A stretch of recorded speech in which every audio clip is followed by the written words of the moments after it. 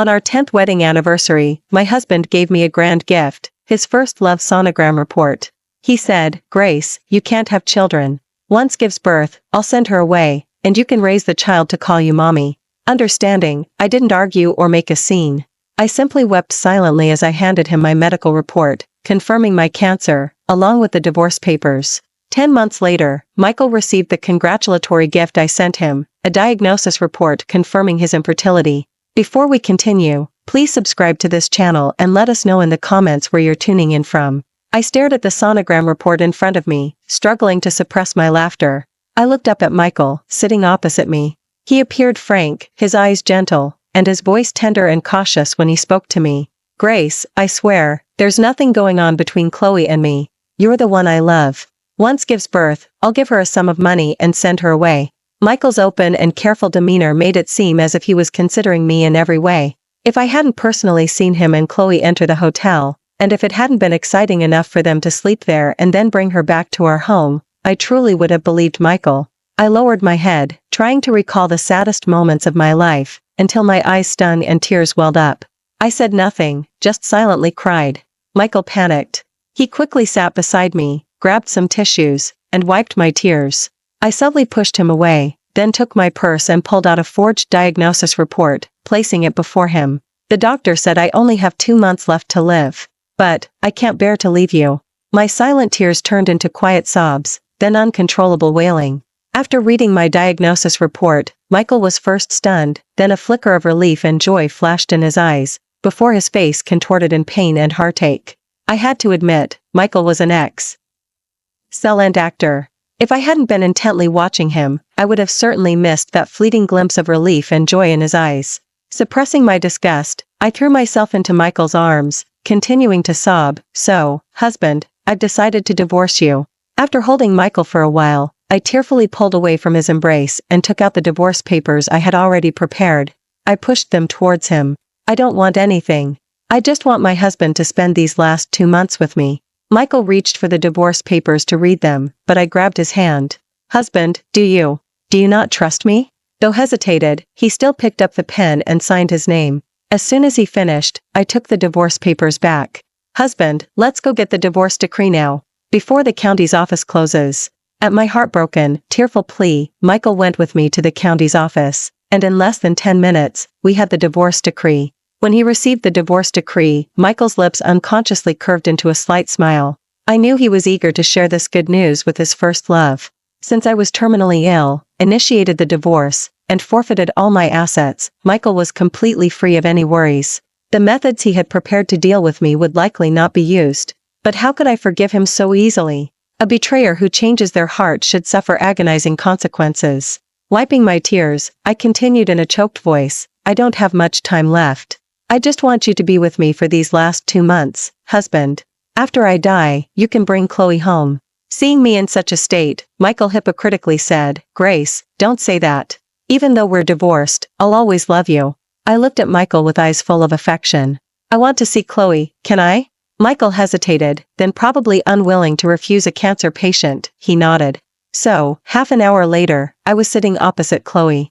Chloe's belly was still flat, but she was indeed pregnant. When I met, Chloe had already been abroad for 3 years. During those 3 years, I accompanied Michael as he built his business, helping him drink at business dinners, glass after glass, until I had a stomach hemorrhage, just to secure one deal after another. Later, when Michael offended a client, who cursed at him directly, I stepped forward to help him. The client, however, pushed 5 bottles of hard liquor towards me and said if I finished them, the matter would be resolved.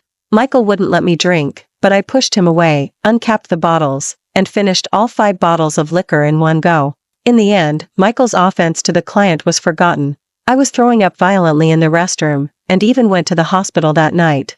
Michael hugged me and cried, saying he was sorry and that he would definitely give me a good life in the future. After that, Michael confessed his feelings for me, and we naturally began a relationship. Once company grew large enough that he no longer needed to drink with clients, he proposed to me. But I never imagined that after 10 years of marriage, Michael had been cheating for 3. Disgusting, utterly disgusting. My gaze remained fixed on Chloe's stomach. It had clearly been almost a month, yet Michael chose our 10th wedding anniversary to tell me. I knew this idea came from Chloe. Chloe saw me staring at her stomach and finally couldn't hold back. I'm sorry, I didn't mean to ruin your relationship. I pulled at the corner of my mouth bitterly. I have a terminal illness, only 2 months left to live. Michael and I have been married for 10 years, and because of my health, I've never been able to bear him a child.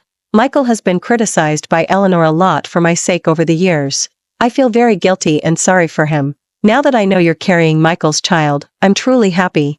This way, when I'm gone, he won't be alone. He can be a father too. As I spoke, my voice choked. Up. I wasn't happy for Michael, I was sad for myself. 10 years of youth, a heart full of sincere effort, only to end up like this. I cried harder and harder, and Michael finally spoke, his voice full of concern. Grace, don't cry. We'll go see a doctor, the best hospital, find the best doctor. Michael helped me up, about to take me to the hospital, but I knew Chloe wouldn't let him. Sure enough, just as we walked a few steps, Chloe began to cry out in pain. My stomach hurts so much, Michael. Michael's grip on me stiffened, then he abruptly let go and frantically rushed back. Chloe, what's wrong? Don't scare me. Chloe held her stomach with both hands. Michael, my stomach hurts. Grace looks fine right now. Can you take me to the hospital first? Michael quickly agreed, then scooped Chloe into his arms and swiftly walked towards the door. I was left standing there. He passed me with Chloe in his arms, not even sparing me a glance. After their figures disappeared, I wiped the tears from my face, turned to pay the bill, and then, as arranged, collected the security camera's footage from the coffee shop before leaving. Not long after they left, I received a text from Chloe. Grace, since you're terminally ill, why don't you just die quietly alone? Why do you have to cling to Michael for these last 2 months? Aren't you pathetic? Michael doesn't love you at all. He never forgot about me all these years. The moment I came back and crooked my finger, he was in bed with me. Did you think we only recently got together? No, we've been together for over 3 years. Grace, does it hurt? It should. Michael is mine, and only mine. Reading the text from Chloe, I didn't feel angry at all. On the contrary, I wanted to laugh. I wasn't the one who had no money. I wasn't the one who forfeited all my assets. It was Michael. Michael wanted to read the divorce papers, but I never gave him the chance. When and I were together, I told him that if he ever betrayed me, I'll let him off easy. There are many ways to get revenge. It doesn't always have to involve a big fight or a mutual destruction. Michael still felt guilty towards me, and using that guilt was enough for my plans. I replied to Chloe's text, why, even when I'm dying, won't you let Michael spend these last 2 months with me? What did I do wrong for you to treat me like this? Chloe, seeing this, continued to send me texts. Do you know what Michael is doing right now? He's peeling an apple for me. After he peels it, he'll cut it into small pieces and feed them to me with a toothpick. Michael told me that at home, you were the one who did all these things. You took care of him meticulously, like a housekeeper. He wants a wife, not a nanny and a housekeeper. Grace, you're a complete failure. Yes, I was a failure, a total failure. My meticulous care for Michael didn't earn me a single word of gratitude. Instead, I was a despised housekeeper and nanny in his eyes. I didn't reply to Chloe's text, but called Michael instead. Michael took a long time to answer. Hello, Grace. Isn't the baby in her belly okay? I asked softly. Michael was clearly startled, then remembered he had left me alone at the coffee shop. I'm sorry, Grace, I was too anxious earlier. It's okay, I don't blame you. What did the doctor say? Aren't her baby doing well? My understanding, generous, and considerate words made Michael instantly relax. The doctor said Chloe can't be agitated and needs to be hospitalized for observation. Hospitalized for observation. That's good. Chloe would cling to Michael for care, so Michael wouldn't have time to worry about me, and it would be easier for me to carry out my plans. Then you take good care of Chloe, don't let her get upset. I'll be fine here. Grace, I'm sorry. Michael was filled with guilt. After 3 years of cheating, it was the first time he truly apologized to me. But it was too late, I no longer cared. While was caring for Chloe at He Hospital, I packed all my valuables and swiftly handled our assets. I even put our mansion up for sale. Ever since I discovered Michael had brought Chloe back to sleep there, I didn't want to stay in that place for another second. If something happens once, it will happen again. The first time I found out, I quickly installed many security cameras in the mansion. Later, Michael indeed brought Chloe back to our residence again. Chloe even wore my clothes, claiming that if they were going to seek thrills, they might as well go all the way. They left traces of their passion on my carefully chosen king-size bed, on the sofa, on the rug, in the bathtub, on the vanity table, in the walk-in closet, and even on the sink vanity. This place was as dirty as Michael himself. Michael, immersed in the thrill of his affair with Chloe, completely failed to notice that I had stopped having intimate relations with him a long time ago.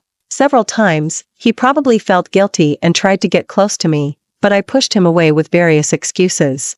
After I pushed him away, I noticed him secretly sighing in relief. Perhaps didn't allow him to touch me anymore. After dealing with the properties in my hands, I began to address the company. The company held half of my hard work and dedication. How could I let Chloe enjoy it for free? I went to the company, and as soon as I entered, my former assistant, Alex, immediately came over. "Ms. Grace, everyone is waiting for you in the office." I walked into the conference room. Inside, many veterans who had fought alongside me from the beginning were present.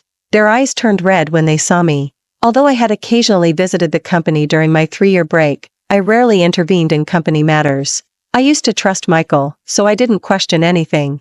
But after I went for a physical examination and received photos from Chloe, I changed my mind. On the surface, I still didn't inquire about company affairs, but secretly, I met with Alex. Alex was someone I had personally promoted, and he was quite loyal to me. After meeting Alex, I learned that Michael had brought Chloe to the company a long time ago. They had even seen Chloe and Michael betraying me in the office. Sitting in my old seat, looking at the longtime employees who had walked with me, my eyes stung with unshed tears. "Ms. Grace, Mr. Michael is truly too much. We all saw how you stood by him all these years." Alex's eyes were red with anger. "Ms. Grace, there were several times you came to the company, and we wanted to warn you, but you always went directly into Mr. Michael's office and then left immediately. We were also worried that if we told you, you would be too shocked to handle it." "That's right. Ms. Grace, Mr. Michael let you down, and he also let down the company you built together. Chloe is such a manipulative woman. She was flirtatiously seducing Mr. Michael at the company, totally two-faced.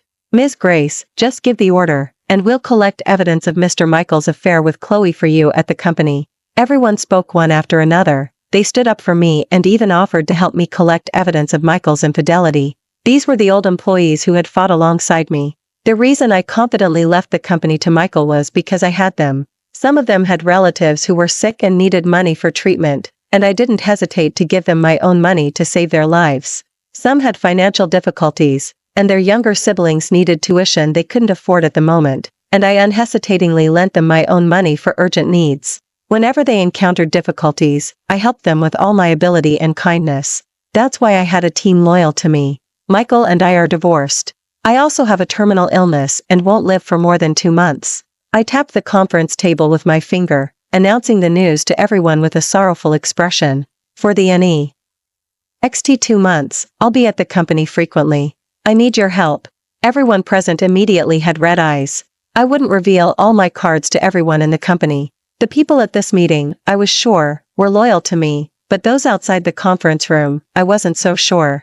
I had been away from the company for 3 years, so Michael had naturally cultivated his own people. I explained my plan, then stood up.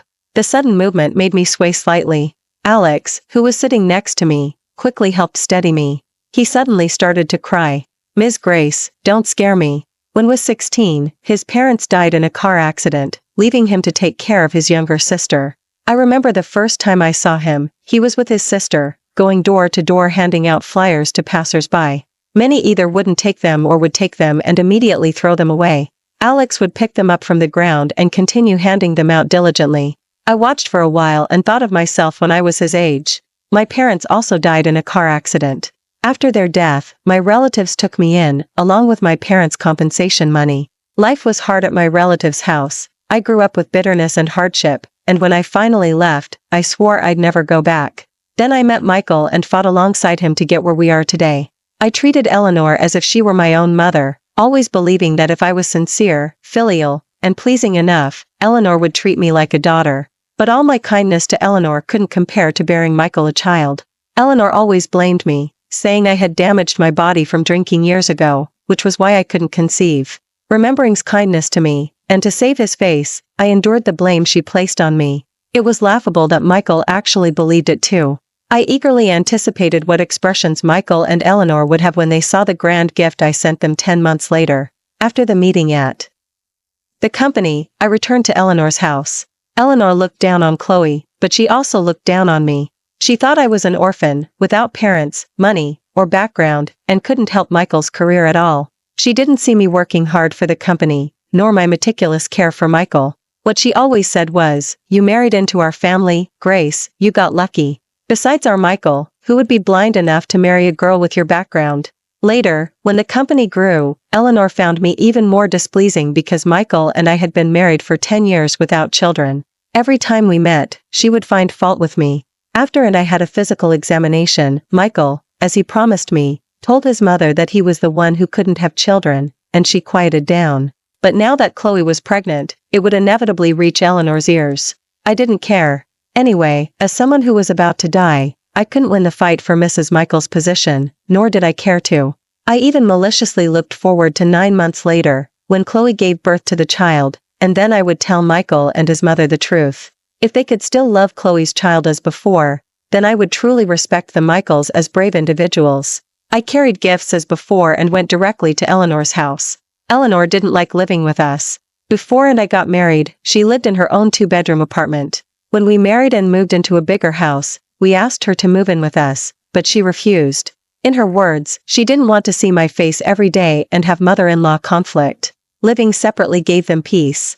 But for the past 10 years, Eleanor would complain about aches and pains every few days, and Michael would often rush over to her place and stay for a while. At first, I would be displeased and feel sorry for Michael, so I would take on the responsibility of caring for Eleanor. But when I arrived, the elderly woman, who had been feeling unwell everywhere, would suddenly become energetic. I realized that Eleanor didn't want to see me with her son, so she deliberately called him back. But at that time, I loved Michael. I never gave up, thinking that hearts could always be warmed. I poured my sincere efforts into being kind to her tirelessly, but in the end, kindness didn't always beget kindness. Later, I rarely came here, only making an appearance on holidays. I knocked on the door, and a moment later, Eleanor opened it. Seeing me, she was as unwelcoming as ever. "What are you doing here? Where's my son?" "Michael is at the hospital," I said softly. "Mom, I came to see you. These are some supplements I bought for you." "I don't want supplements. If you have the energy to flatter me, you should think about how to have a child." Eleanor rolled her eyes at me. "I want a grandchild." I lowered my head, letting her scold me. Ever since I discovered Michael's infidelity, I had always acted this way in front of Eleanor. No arguments, no rebuttals, just meekly accepting whatever she said. People need contrasts. Chloe couldn't tolerate even the slightest grievance. Otherwise, she wouldn't have broken up with Michael without hesitation and gone abroad after just a few words from her. Eleanor saw that I wasn't reacting and was thoroughly annoyed by my demeanor. "I'm talking to you, did you hear me?" "Mom, I'm dying." I looked up, my eyes red, at her. "The doctor said I only have 2 months left to live. Bone cancer, it's incurable." "What?" Eleanor froze. She clearly didn't believe it. "You look perfectly fine."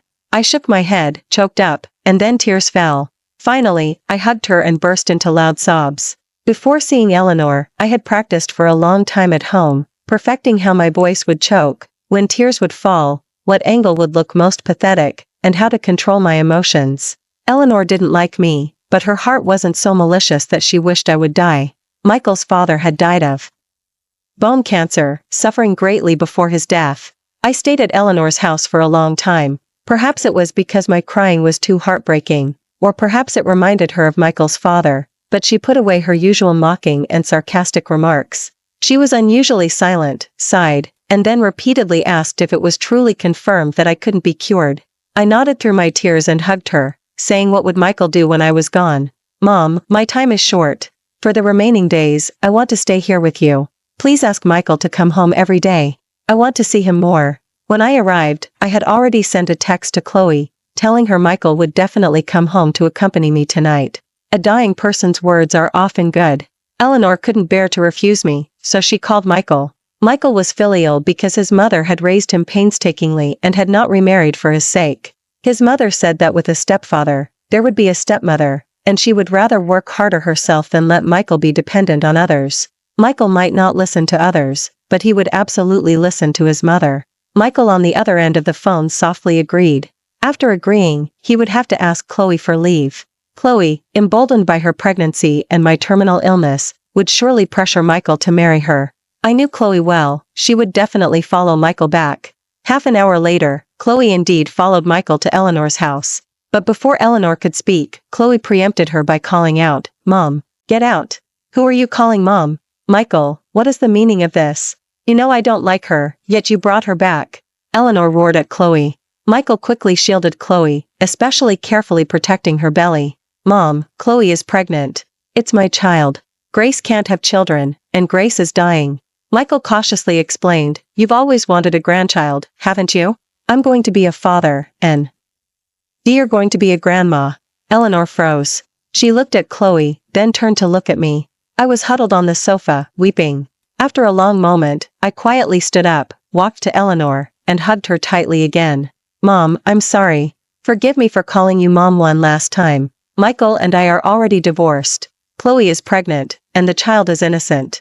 I can't let the child grow up without a complete family. Mom, I grew up dependent on relatives. I love Michael, and I can't let his child experience the same." After I finished speaking, I released Eleanor, then gave Michael a deep look, and turned to Chloe. "Chloe, please, you must treat Michael well, and treat Mom well. After I die, I'll entrust them to your care. You don't need to tell me. I'll naturally take good care of Michael and Mom." Chloe stroked her belly, her eyes unable to hide her triumph. I felt disheartened and quietly left alone. Michael chased after me, looking as if he wanted to say something but couldn't. "Michael, you must be happy," I said through tears. "Take good care of Chloe. The first 3 months of pregnancy are the most dangerous, and she needs observation. It's best if you don't go to the company recently. Just delegate any tasks to your subordinates. Grace, I'm sorry." Michael only had those 3 words for me in the end. I shook my head. "I don't blame you. I don't have much time left. I want to travel. Michael, can you give me some money?" Michael immediately took out his phone and transferred money to me. Perhaps out of guilt, he transferred a substantial amount. He hadn't yet realized that he was leaving with nothing, and that behind leaving with nothing was also a clause about relinquishing his shares. All now owned was the money in his account. I wouldn't drain all his money at once. After all, what if Chloe ran off if he had nothing? I was still waiting for Chloe to give birth to the child so I could give Michael his big gift. To provoke Chloe and ensure she clung to Michael, I started sending her frequent texts, all recalling the sweet times Michael and I had together. Besides memories of Michael and me, there were also messages about how kind Eleanor had been to me. Chloe, as expected, used her pregnancy as an excuse to move in with Eleanor and demanded that Michael cancel all his work to take care of her at home. She called it making up for lost time. Michael, who had finally reconciled with his first love and whose first love was carrying his child, was completely devoted to Chloe. The more Chloe acted out because of the child in her belly, the more displeased Eleanor became, but no matter how unhappy she was, Eleanor tolerated it for the sake of the child. While and Chloe were immersed in their sweet romance, I quietly transferred all the business deals I had previously secured.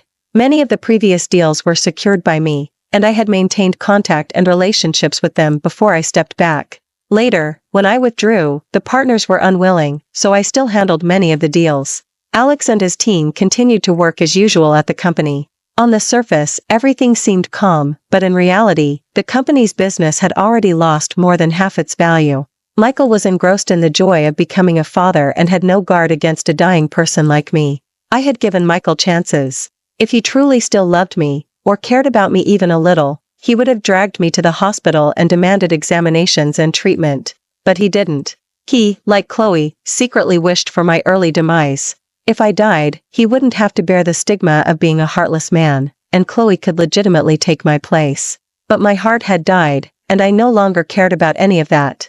I only hated myself for the 10 years of sincerity I had given. 2 months later, Alex gave my fake ashes to Michael. I sat in the car and watched Michael, helping Chloe walk, clearly stunned when Alex presented my ashes. He next second, Chloe knocked the urn out of Alex's hand. Wearing my headphones, I heard Chloe's curses. "Why are you so unlucky? Grace is dead, so what? She and Michael are divorced. Why are you still bringing her ashes to Michael? She's dead, and she still can't rest in peace." Alex stared blankly at the urn on the ground, which, of course, contained nothing but specially prepared incense ash. Chloe cursed at Alex, and Alex gazed deeply at Michael. Michael didn't speak, but the disgust in his eyes was painfully obvious. Alex said nothing and turned to leave. Then, upon returning, Alex and everyone else collectively submitted their resignation letters, not even asking for compensation, and simply packed their belongings and left. 2 months were enough for me to turn Michael's people into my own. The company was now nothing more than an empty shell, all show and no substance. Before I could discover the changes, I had already flown abroad. I went diving in a luxury resort in the Caribbean, having people monitor Michael's every move and keeping a close eye on Chloe. After all, the child in Chloe's belly was also part of my revenge. 9 months later, Chloe gave birth to the child. Another month later, Michael and Chloe had their grand wedding. Alex sent me footage of the wedding. Michael wore a white suit, and Chloe wore a white wedding gown.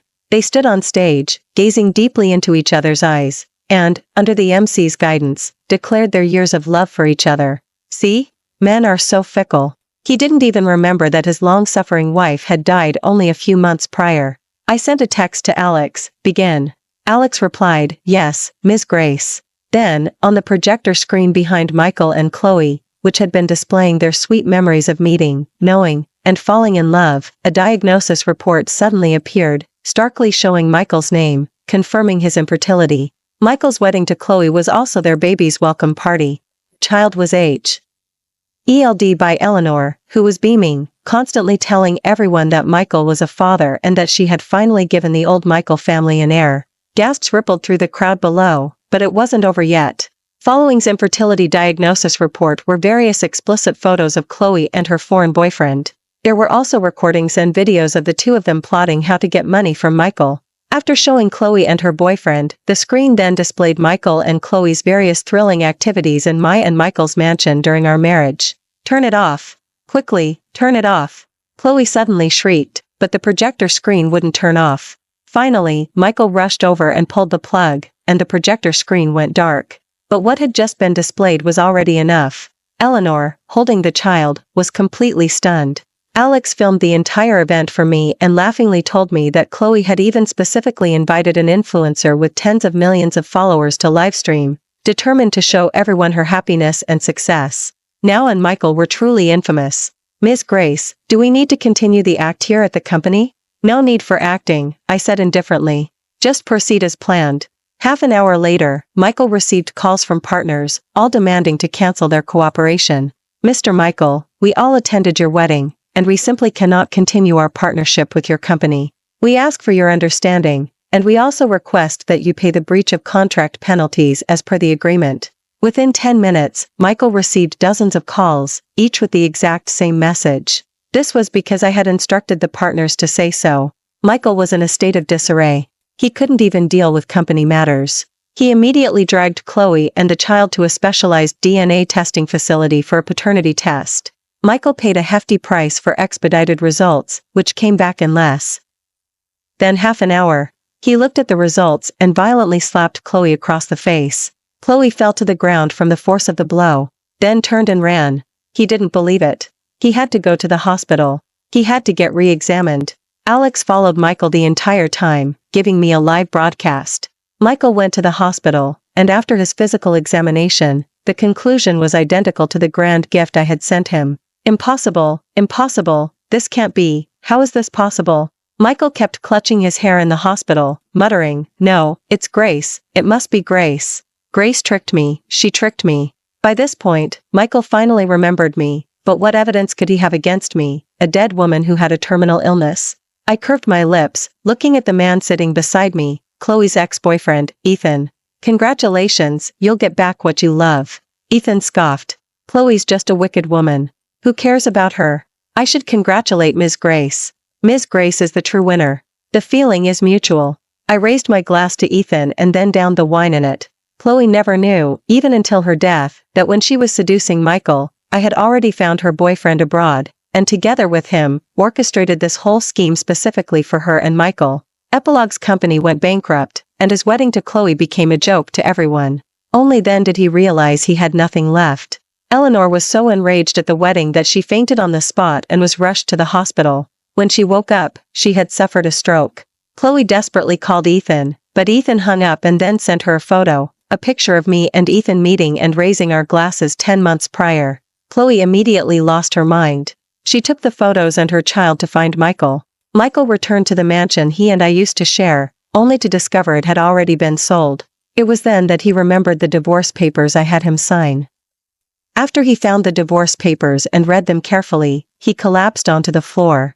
Finally, Michael went back to Eleanor's house. Chloe stood tearfully at the door, holding her child, and showed him the photos. "Michael, we've both been tricked by that bitch Grace." Michael slapped Chloe. "Bitch, you're the real bitch." Michael yelled at Chloe, "If it weren't for you, I wouldn't have ended up like this. My mother even had a stroke because of you. Bitch, you're the real bitch. You're a jinx, a promiscuous woman." Chloe went crazy too. She put the child down on the ground, rushed forward, and started fighting with Michael. "How dare you say that to me? Aren't you responsible too? Did I make you cheat on me? You're a useless person who can't even have children. What right do you have to talk about me?